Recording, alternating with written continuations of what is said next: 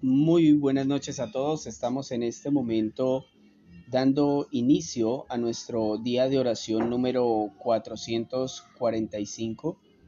Es una gran bendición de parte de nuestro Señor y nuestro gran Dios que nos permite reunirnos cada día en torno a su maravillosa presencia.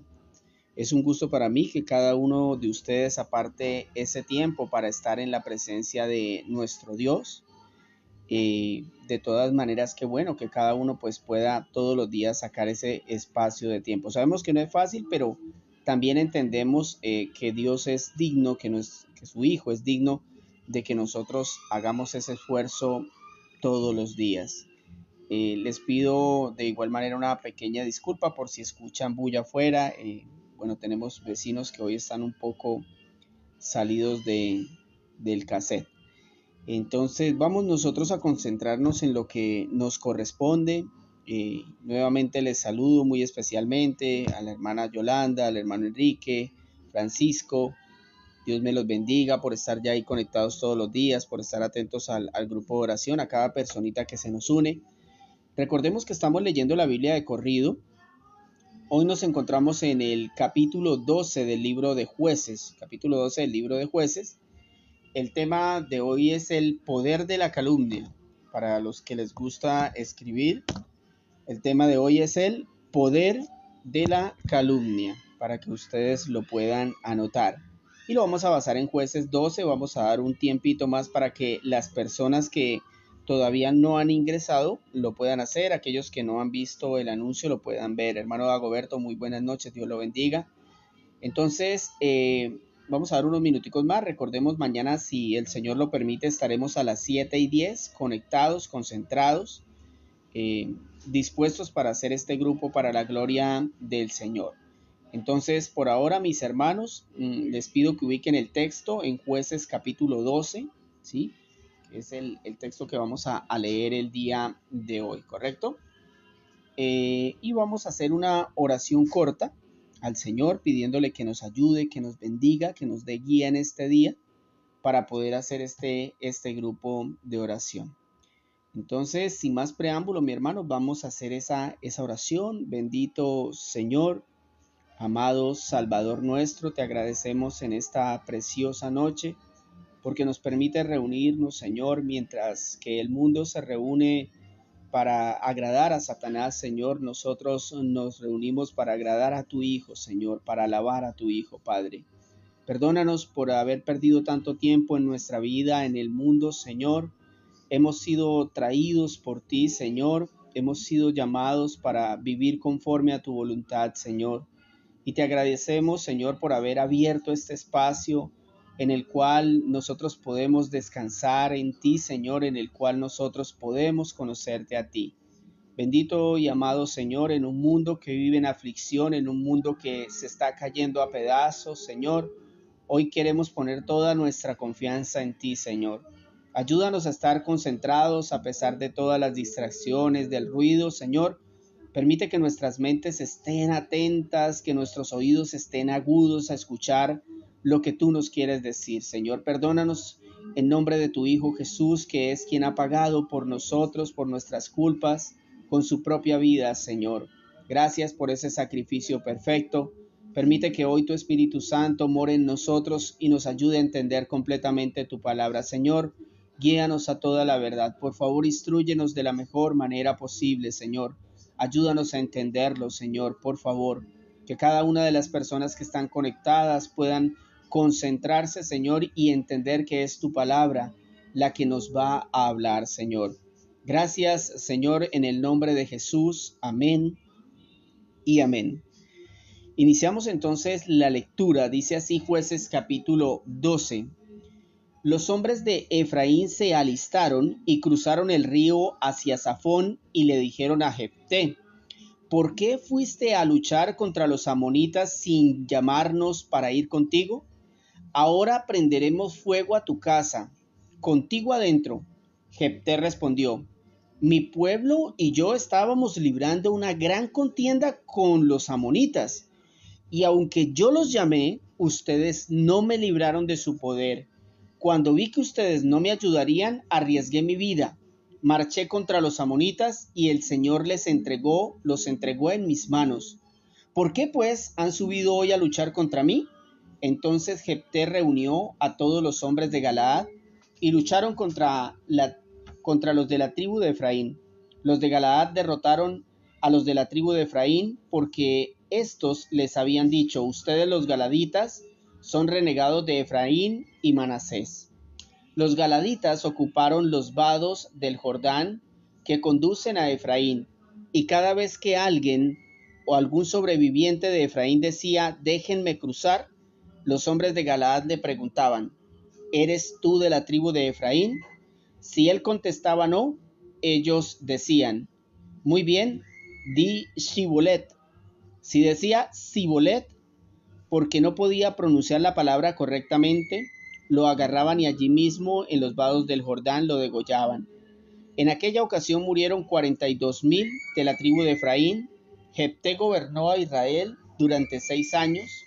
Cuando murió Jefté, el Galaadita, fue sepultado en su pueblo de Galaad, Isbán, Elón y Abdón. En este caso son los que después de Jefté fueron jueces de Israel. Después de Jefté gobernó a Israel Isbán de Belén. Tuvo 30 hijos y 30 hijas. A sus hijas les dio en matrimonio a gente que no pertenecía a su clan. Y para sus hijos trajo como esposas a 30 muchachas que no eran de su tribu. Isbán gobernó a Israel por 7 años. Cuando murió, fue sepultado en Belén. Después de Isbán gobernó a Israel Elón, de la tribu de Zabulón, durante 10 años. Cuando murió Elón, el Zabulonita, fue sepultado en Ayalón, en el territorio de Zabulón. Después de Elón gobernó en la tierra Abdón, hijo de Hilel, el Piratón, Tuvo 40 hijos y 30 nietos, cada uno de los cuales montaba su propio asno. Gobernó a Israel durante 8 años. Cuando murió Abdón, hijo de Hilel, fue sepultado en Piratón, que está en el territorio de Efraín, en la región montañosa de los amalecitas. Hemos terminado esta lectura, que no es tan larga, son únicamente 15 versículos de este capítulo 12. Por eso aproveché en este momento, o voy a aprovechar para darles un resumen de lo que hemos visto más o menos acerca del pueblo de Israel. Quiero que me presten mucha atención y luego les voy a decir de qué se trata el capítulo de hoy. Pero creo que es importante resumirles lo que hemos visto hasta ahora desde Abraham para que nosotros podamos tener un poco más de contexto. Recordemos, que el propósito de este pueblo es que de él un día venga el Mesías. O sea, lo que estamos leyendo no es una historia que está escrita simplemente por narrar la historia del pueblo de Israel, no. Lo que quería el Señor era que se registrara paso a paso de cuál de esas tribus luego iba a venir el Mesías. Y eso es importante que lo tengamos en cuenta. Precisamente hoy, uno de los líderes de Israel, uno de los jueces, pertenece a Belén. Entonces, vamos a leer. Dice así: recordemos entonces que el pueblo de Israel nace con la promesa que el Señor le entrega a Abraham. Todos recordamos esa promesa que el Señor le hace a Abraham. Y esa promesa empieza a materializarse con el nacimiento milagroso de Isaac, ¿cierto? Quien a su vez tiene a Jacob. A Jacob luego se le da el nombre de Israel. Y de Jacob, de Israel, nacen 12 hijos. Esos 12 hijos representan las 12 tribus de Israel. Ya para ese tiempo, José era esclavo y posteriormente gobernador en Egipto. Luego, el pueblo de Israel vive un periodo de 450 años de esclavitud en Egipto. Allí comienza el éxodo. Se encuentra la primera generación de israelitas a la cual pertenece Moisés, el profeta del Señor, quien con milagros libera al pueblo del faraón, abriendo un camino en el mar. Todos lo recordamos. Después de esto, el pueblo recibe la ley en el monte Sinaí y empezamos el libro de Levítico, donde el pueblo es capacitado para construir el tabernáculo y para llevar a cabo los sacrificios al Señor. Sacrificios de expiación, sacrificios de agradecimiento. Luego en el libro de Números se realiza un censo y se lleva a la práctica todos los ritos de comunión especificados por Dios a Moisés en el monte Sinaí, según como se adoraba en el cielo. O sea, la misma adoración que se le ofrecía a Dios en el cielo era la que el Señor quería que Moisés ofreciera en la tierra. Y por eso va y le muestra cómo se ofrecía el sacrificio, cómo se le ofrecía culto al Señor. Para ese entonces, la primera generación de israelitas es castigada por 40 años hasta morir en el desierto. De esa primera generación solo quedaba vivo Moisés, quien logra ver una parte de la tierra prometida, pero no la puede disfrutar, pues había sido castigado por el Señor. Para ese momento ya había hecho su aparición Josué, quien reemplazaría a Moisés al morir. Ahí empezamos el libro de Deuteronomio. En Deuteronomio se encuentra la segunda generación de israelitas, que comienza a prepararse para cruzar el Jordán y conquistar lo que faltaba de la tierra. Josué escribe su libro, el cual es guiado por el Señor para conquistar la mayor parte de la tierra cananea que estaba al otro lado del Jordán. Cuando lo logra, muere, dando aparición al libro de los jueces, en el que nos encontramos, donde se registra la tercera generación de israelitas, que según el texto dice no conocían al Señor.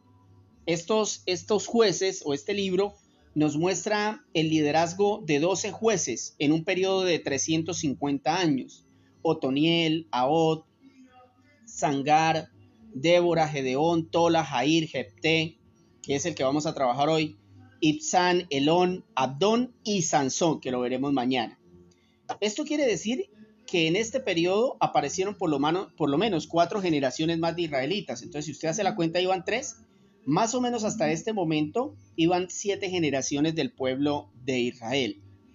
Ahora bien, en este capítulo 12 que estamos estudiando hoy, que acabamos de leer, ¿qué es lo que estamos viendo? Estamos viendo un enfrentamiento entre las poblaciones israelitas de Galaad, lideradas por Jefté, y la tribu de Efraín, que afirmaba que Galaad era una mezcla de rebeldes de las tribus de Efraín y Manasés, razón por la que, según ellos, merecía morir quemado Jefté con su familia, porque supuestamente los había dejado por fuera de la batalla con los amonitas, ¿sí? Esa era la queja de los de Efraín. Entonces, Jefté trata de persuadirlos, pero es imposible. Finalmente, Galaad, es decir, Galaad es la población, Jefté es el líder, pelea contra la tribu de Efraín y los vence. Entonces, Jefté gobierna por 6 años Israel hasta que muere, y ahí se levantan estos otros jueces, por ejemplo, Ibzán, que gobierna durante 7 años, Elón, que gobierna por 10 años, y Abdón, que gobierna por 8 años. Entonces, ahí concéntrense. ¿Qué fue lo que pasó en ese capítulo que leímos? Aparte del resumen que les hice, que ese resumen, mis hermanos, es muy importante. Y ya debemos irnoslo grabando en la mente. O sea, la idea es que cuando que nos volvamos en ese sentido como era el pueblo de Israel antes de que hubiera escritura.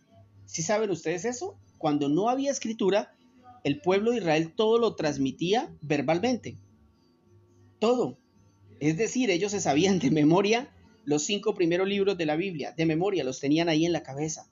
Pero no era porque los aprendían como nosotros queremos, sino que ellos tenían la historia clara. Es decir, ese resumen que yo les hice ahorita nos cuenta la historia desde Abraham hasta el día de hoy. Qué bonito, ¿no?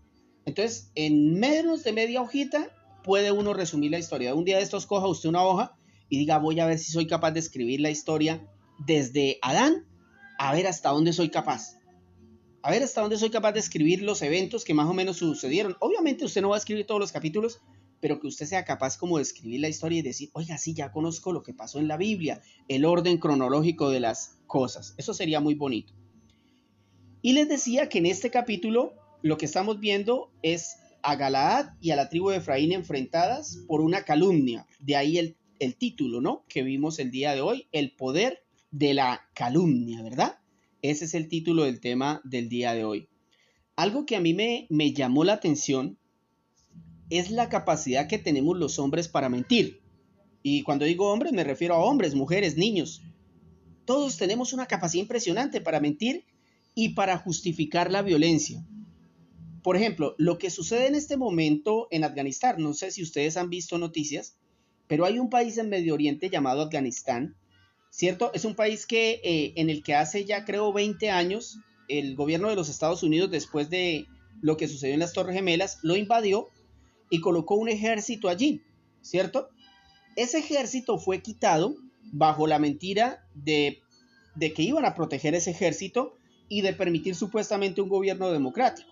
Pero cuando ellos hicieron eso, cuando los Estados Unidos quitaron ese ejército de Afganistán, entonces un grupo llamado los talibanes se tomó el país y esa población afgana está sufriendo terrible violencia. Los están masacrando, los están matando. Y entonces por eso esa gente corre a los aeropuertos tratando de buscar un avión que los saque de allí. Entonces, esos videos van a ser la excusa perfecta para una guerra sangrienta. Pues bueno, eso mismo quería hacer la tribu de Efraín a través de mentiras y calumnias. Querían justificar el asesinato de Jefté. A pesar de que esto es impresionante, ¿no, hermanos? O sea, porque esto como dicen por ahí, ¿no? El pájaro tirándole a las escopetas. A pesar de que Jefté los había liberado de los amonitas, ellos lo querían matar. Lo que realmente ellos querían era el poder. Y por eso es que a mí me gustaría que hoy veamos dos acciones para enfrentar la calumnia. Dos acciones para enfrentar la calumnia. La primera de ellas es atrévase a desenmascarar. Atrévase a desenmascarar. Y lo vamos a basar en el versículo 1 y 2. Mire lo que dice.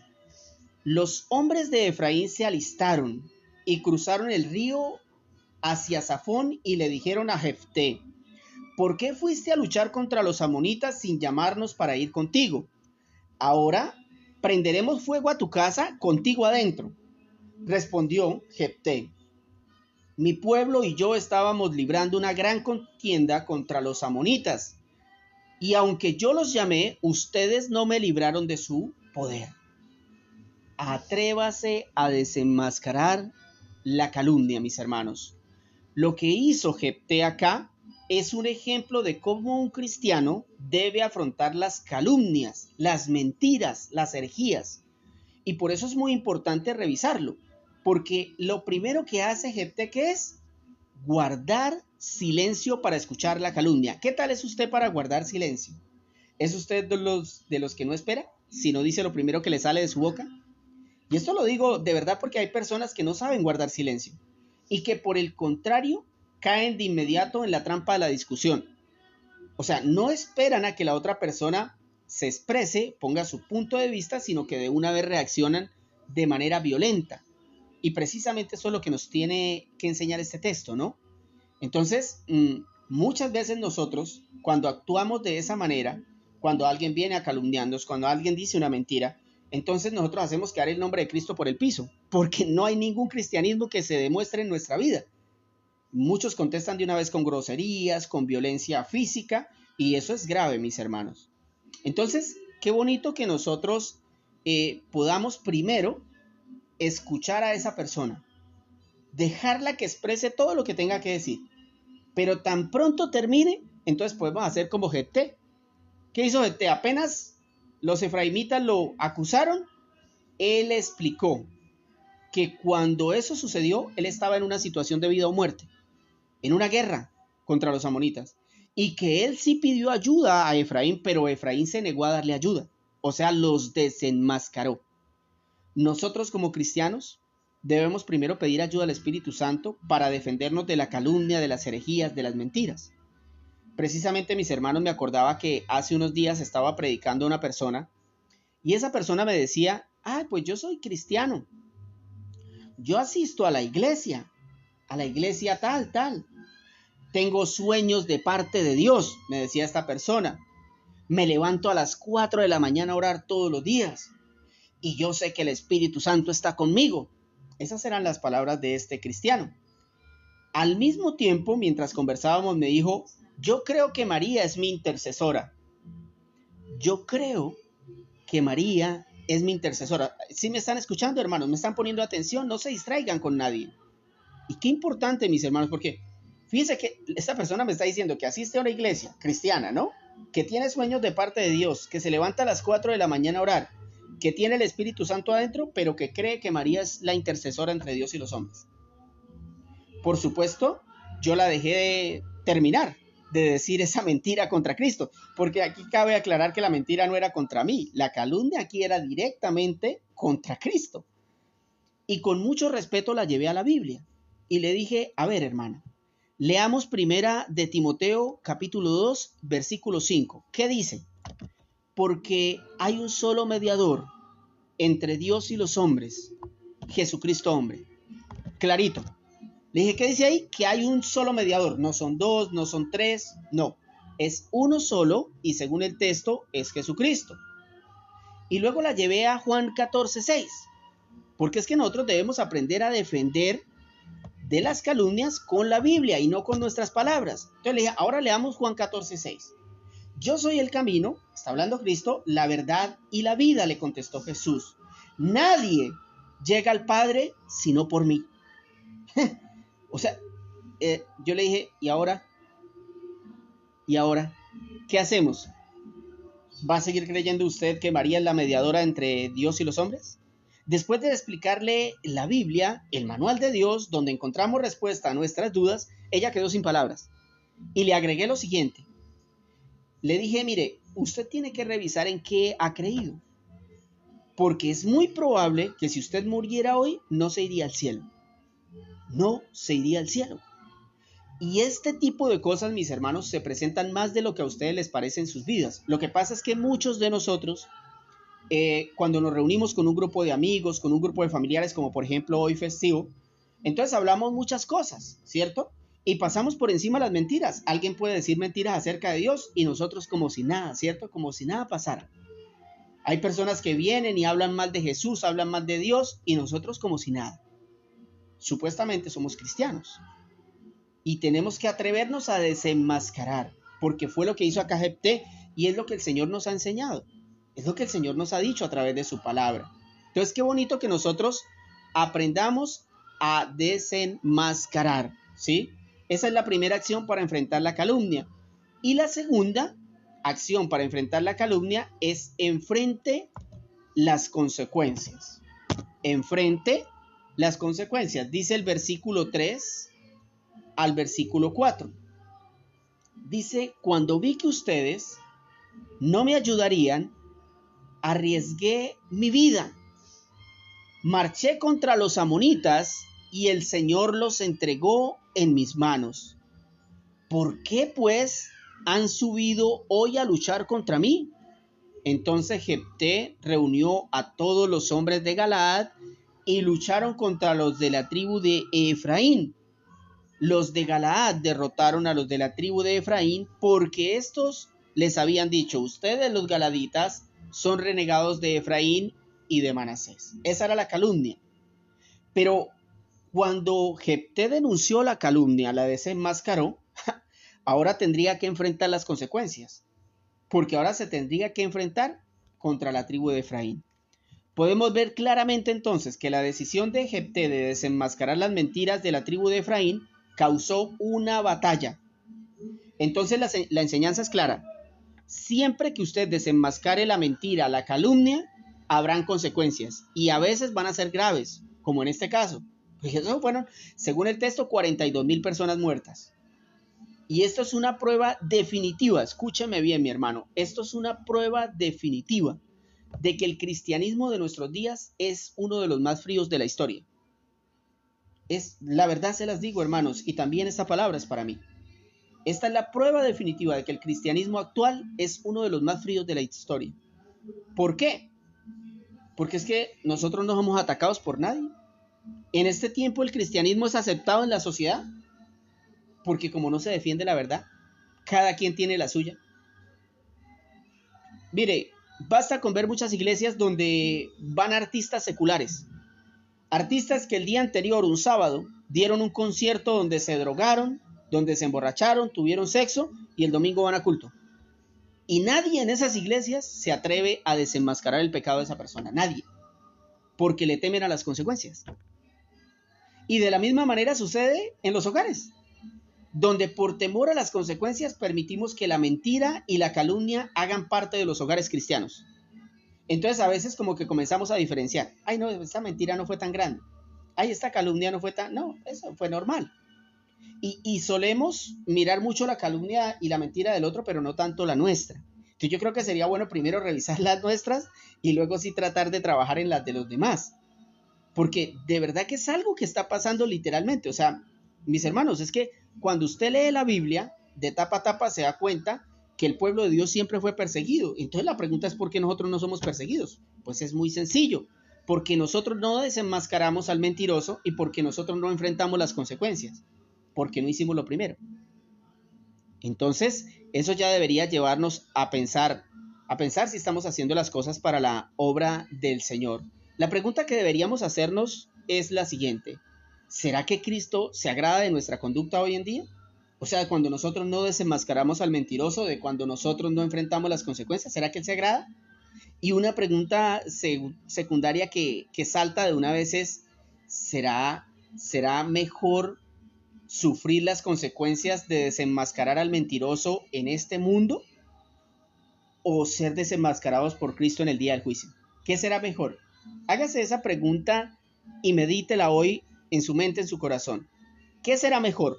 ¿Sufrir las consecuencias por desenmascarar al mentiroso en este mundo o ser desenmascarados por Cristo el día del juicio? ¿Qué será mejor? Y vamos a finalizar leyendo Juan capítulo 8, versículos 42 al 44. Es un texto que nos va a ayudar a afirmar estas verdades. Dice de esta manera, Juan capítulo 8, versículos 42 al 44. Jesús les dijo, si Dios fuera su Padre, le está diciendo a los judíos, ustedes me amarían, porque he venido a ustedes de parte de Dios. No estoy aquí por mi propia cuenta, sino que Él me envió. ¿Por qué no pueden entender lo que les digo? Es porque ni siquiera toleran oírme. Pues ustedes son hijos de su padre, el diablo, y les encanta hacer las cosas malvadas que él hace. Él ha sido asesino desde el principio y siempre ha odiado la verdad, porque en él no hay verdad. Cuando miente, actúa de acuerdo a su naturaleza porque es mentiroso y padre de mentira. Qué tremendo lo que está diciendo este texto.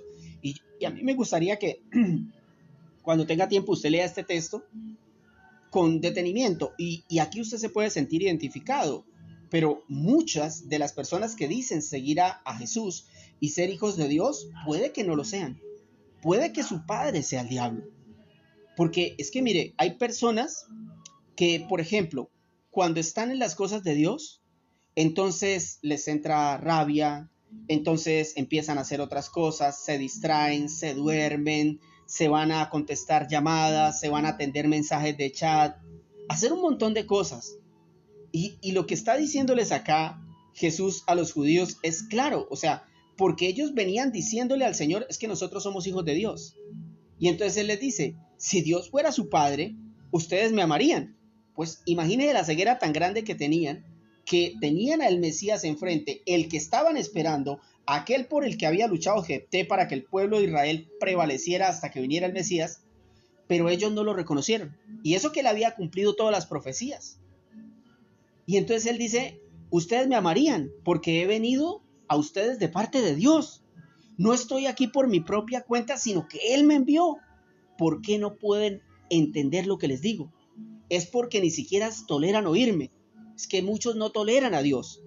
Por eso cuando están en cualquier otra actividad del mundo son activos, son despiertos, opinan, participan, están ahí. Pero cuando se trata de las cosas de Dios, no toleran oír a Dios. Dice, pues ustedes son hijos de su padre el diablo. O sea, dice clarito que aquellas personas que no toleran el evangelio, que no toleran la palabra de Dios, que se distraen, que no les gusta escuchar, ay, eso ya lo oí otra vez, ay, eso otra vez, ay, eso mejor me voy a hacer otra cosa, ay, eso mejor contesto la llamada. Esas personas que no toleran, ¿sabe qué dice la Biblia? Versículo 44, léalo usted mismo. Pero ustedes son de su padre el diablo y les encanta hacer las cosas malvadas que él hace. Él ha sido asesino desde el principio y siempre ha odiado la verdad porque en él no hay verdad. Cuando miente, actúa de acuerdo a su naturaleza porque es mentiroso y el padre de mentira. Así como actuaron la tribu de Efraín sobre Jefté y Galaad, de la misma manera actúa Satanás. ¿Cómo actúa el diablo en su vida, mi hermano? Sería la pregunta para usted. Le repito la pregunta.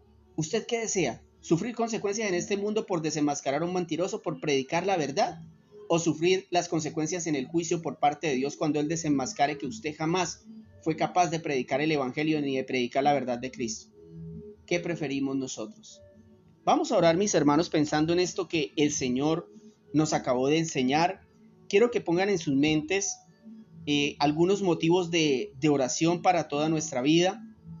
Bueno, tenemos un hermano que está bastante enfermo, el chico se llama Sebastián. Hace un tiempo habíamos orado por él, el Señor lo había sacado de esa situación. Tiene en este momento, según tengo entendido, esclerosis múltiple y alguna otra cuestión bastante complicada en su cuerpo, una enfermedad degenerativa. Después de que le dio el COVID le sucedió esto y me gustaría que en sus corazones, en sus mentes estuvieran las oraciones por él. Yo le decía hoy a mi madre que a veces Dios nos atraviesa por pruebas y que muchos de los que no están atravesando por pruebas se creen inmunes y creen que pueden seguir disfrutando sus vidas como si nada pasara, mientras hay otros hermanos que sufren en este momento y nosotros seguimos la vida como si nada. También quiero que oremos, aparte de Sebastián, quiero que oremos por el terremoto en Haití, que ya van creo que unas 1,500 personas muertas, sí, mi hermano, mientras acá pasamos un festivo. En Haití en este momento no tienen dónde dormir, no tienen qué comer. En este momento están debajo de escombros, un terremoto de 7.2 en la escala de Richter. En este momento, mientras nosotros aquí acabamos de comer, en Afganistán están mirando a ver cómo hacen para salir, para que no los maten a bala, para que no los degollen. Entonces, hermanos, la situación no es la mejor. Acá estamos en este momento en tranquilidad, pero yo no sé si es que a veces las personas no les agrada como yo hablo porque trato de ser lo más sincero para prevenirlos a todos. Sufro mucho, los amo mucho y a veces es difícil. Pero, a ver, por ejemplo, en estos días yo veía las noticias del CNN y le mostraba a mi esposa cómo se muestra a través de unas gráficas que, por ejemplo, el 5 de julio en Estados Unidos prácticamente la pandemia estaba controlada, pero cuando entró la Delta, la cepa Delta, empezaron a subir los casos y al principio, digamos, los colores representaban que prácticamente ya no había casi gente infectada, pero al día de hoy todo el país, todo Estados Unidos está infectado nuevamente y están los hospitales a reventar. Mis hermanos, y yo veo la gente tan despreocupada y como si nada pasara, pero el Señor sigue apretando porque es que el Señor no ha visto lo que quiere ver de sus hijos y no ha visto ni arrepentimiento genuino ni tampoco ha visto gente que quiera representar su nombre como lo hacían hombres como Jefté, que a pesar de que su vida estaba en riesgo hacía lo que tenía que hacer para Dios. El Señor no ha visto esas dos cosas en sus hijos y por eso el Señor sigue molesto y sigue molestísimo contra un país como Haití, donde la brujería es su principio de vida. Eso no es una casualidad, mis hermanos. En Haití, usted mismo puede entrar y verificar. Allí el budismo, el hinduismo, esas son las religiones de ellos. El hacer descender demonios, el fumar el tabaco. Eso es lo que hacen allí. Y entonces vemos las consecuencias. Nuestro país no está tan lejos, mis hermanos. Y yo quiero que ustedes oren pensando en eso, en la gravedad de la situación en la que nos encontramos, que a veces este mundo nos distrae y en un momentico estamos alejados de Dios y no nos damos cuenta de la gravedad del asunto tan terrible, no solo por el hecho de lo que le va a pasar a este mundo, sino porque el Señor nos va a reclamar a nosotros por lo muy poquito que hicimos, por lo casi nada que hicimos. Entonces vamos a orar pensando en eso.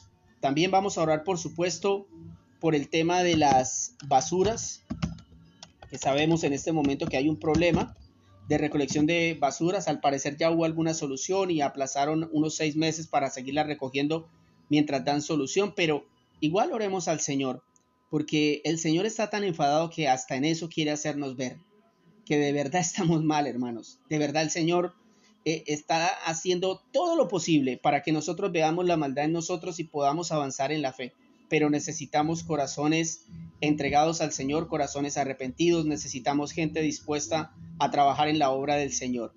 Bendito y amado Salvador nuestro, te agradecemos en esta preciosa noche, Señor, donde nuevamente nos permites escuchar tu santísima palabra, Señor. Sabemos que no somos dignos de oírla, Señor. Sabemos que nuestros oídos están llenos de podredumbre de este mundo, de las cosas que oímos a diario, Señor, que escuchamos de este mundo para luego escuchar tu limpia y santa palabra, Señor. Te pido perdón, Señor, por las cosas que a veces oímos, las que compartimos con nuestra boca, Señor, nuestros mismos pensamientos que son terribles a veces, Señor, Perdónanos, Padre, perdónanos y ayúdanos para que estos textos nos ayuden a nosotros a vivir una vida santa, una vida que te agrade, Señor. Levanta hombres, mujeres como Jefté, Señor, dispuestos a desenmascarar la calumnia, la mentira, Señor, dispuestos a enfrentar las consecuencias, porque tu palabra dice claramente, Señor, que aún nos perseguirán, nos insultarán y nos matarán por causa de tu nombre, Señor. Y no lo estamos viviendo sencillamente porque somos una generación de cristianos que no enfrenta la verdad, que no es capaz de desenmascarar la mentira ni en sus casas, ni con los vecinos, ni con la iglesia, ni con nadie. Y sencillamente por eso vivimos vidas cómodas, alejadas totalmente. Y por eso el mundo aún adopta a los cristianos, porque no son un problema para ellos. No lo ven como algo que esté afectando sus vidas en ningún sentido. Señor amado, te pedimos que nos perdones y que nos despiertes al mismo tiempo, que tu Espíritu Santo nos levantes, Señor, como levantaste a aquella iglesia en Pentecostés que no les importaba su vida, Señor. Aquellos cristianos que acababan de salir de la cárcel por causa de predicar tu palabra y que eran amenazados de muerte y con ser nuevamente encarcelados, pero a ellos no les importaba, seguían proclamando tu evangelio, Señor, seguían haciéndolo porque las buenas nuevas traen la salvación de las almas que tú has elegido, Señor, de aquellos que tú has dispuesto que sean tus hijos. Amado Dios, yo te quiero dar gracias por las cosas que has hecho, Señor, porque has fortalecido a mis hermanos. Sé que este grupo de personas se ha hecho fuerte en la fe, Señor, y ha avanzado, pero yo te pido, Señor, que los fortalezcas todavía más, que les des más de tu espíritu, Señor, que aquellos que han intentado alejarse, Señor, les des la fortaleza nuevamente, les des la fe, les ayudes a avanzar en santidad, a enfrentar el pecado, Señor, a no dejarse dominar por las pasiones de este mundo, Señor. Te pido que nos ayudes, Señor, para ser cristianos genuinos. Padre, yo te quiero pedir en esta noche por Sebastián, el hijo de la hermana Olga, el hermano José Ángel, Señor. Te clamo por él, Señor. Sabemos que nada se sale de tu santísima voluntad, Señor. Te pido misericordia por su vida, Señor. Te pido misericordia por su alma, Señor. Te pido que lo ayudes en estos momentos de angustia, pero sobre todo que lo doblegues, Señor, que tú lo lleves a la fe, que él pueda entender que ha hecho mal delante de ti, y si algo ha hecho mal, Señor, que tú le perdones y que tú le ayudes a restaurar su vida, Señor. Yo te clamo, Señor, porque sé que con solo una palabra tuya bastará para que él sea sano, Señor. Pero sabemos que tu voluntad es perfecta y no sé qué planes tienes para la vida de Sebastián. Lo amamos, Señor, y te pedimos que lo ayudes. Te pedimos que consueles a la hermana Olga, al hermano José Ángel, que en medio de esta situación tú les des sabiduría, tú les ayudes, Señor, tú los bendigas, tú les proveas, Señor, tú les des esperanza, Señor. Ayúdanos a tener palabras de consolación a nosotros para hablar con ellos, Señor. Palabras sabias para poder dar un buen consejo, Señor. Ayúdanos, por favor, y bendícelos si es tu voluntad con un milagro. Por favor, te lo rogamos, Señor. También te queremos clamar por las personas que acabaron de sufrir el terremoto de Haití, Señor, donde hay miles y miles de personas muertas, Señor. Este país que acaba de sufrir la pérdida de un presidente, Señor. Este país que ha sufrido terremotos, que ha sufrido tsunamis, Señor. Este país que ha sufrido diferentes flagelos, Señor. Sabemos que seguramente las causas de todo lo que sucede allí es por el comportamiento de este pueblo, porque se han aferrado a otros dioses y no a ti, Señor, porque este pueblo adora la brujería, Señor, y te pedimos perdón, porque en nuestro pueblo, en nuestra nación también hay brujería, Señor, porque en nuestra nación también hay idolatría, Señor, porque en nuestra nación también hay drogadicción, grupos delincuenciales, violencia de todo tipo, Señor, y sin embargo, tu justicia y tu ira no han caído sobre nosotros como ha caído sobre Haití, Señor. Nosotros también merecemos el mismo castigo, pero tu misericordia se ha derramado sobre nuestro pueblo y no hemos sido afectados, Señor. Te pido por Haití, Señor, para que proveas salvación, para que envíes misioneros a este lugar, Señor. Levanta hombres que quieran ir y predicar la verdad a este pueblo, Señor. Te lo ruego, Señor, más que por la salud y por la vida física de ellos, te pido por salvación para esta gente. Te pido que levantes hombres, Señor, que en lugar de estar pensando en levantar edificios, en levantar más cosas en este lugar donde ya existe lo suficiente. Pensemos en ir a predicar la palabra de ese lugar donde diariamente miles y millones se van al infierno, Señor. Te pido que nos ayudes para hacer tu santísima obra, Señor. Te pido que nos bendigas y que nos guíes, Señor. Te lo ruego. Te pido por Afganistán, Señor, otra nación que también está perdida en el pecado, porque en este lugar creen en Alá como el Dios de la Biblia, Señor, y es un Dios diferente al Dios de Abraham y de Jacob, Señor. Es un Dios distinto, Señor. Ellos no creen en Cristo, ellos creen que Cristo es un profeta, no creen que Cristo sea Dios. Señor, ellos también están perdidos, ellos también están lejos de ti, Señor, y nadie hace nada, mi Señor. Te pido que nos levantes, Señor. Te pido que les ayudes también, Señor. Que levantes misioneros, que levantes predicadores, evangelistas, que vayan a ese lugar, Señor. Ayúdanos a apoyarlos, ayúdanos a prepararlos, Señor. Ayúdanos, y si es tu voluntad que alguno de nosotros vaya, Señor, háznoslo saber, por favor, a través de tu palabra, Señor. También te pedimos por nuestro pueblo, Señor, más que nada perdón y agradecimiento hacia ti, porque no hemos sido consumidos en este día, porque grandes son tus misericordias, nuevas son cada mañana, Señor. Gracias, mi Señor. Gracias por las cosas que nos das a diario, por la forma como nos has bendecido. Señor, gracias por tu plan de salvación. Te queremos pedir por nuestro departamento, Señor. Sabemos que hay un problema de basuras acumuladas por los malos manejos, por los malos gobiernos, por las malas cosas que se hacen, por la estafa, porque desde ahí empieza todo, Señor. Y ahora tenemos un problema de basuras acumuladas, no tenemos dónde botarlas. Tal vez nos pasa lo mismo que con el pecado, ya no tenemos dónde botarlo, lo tenemos tan acumulado, Señor.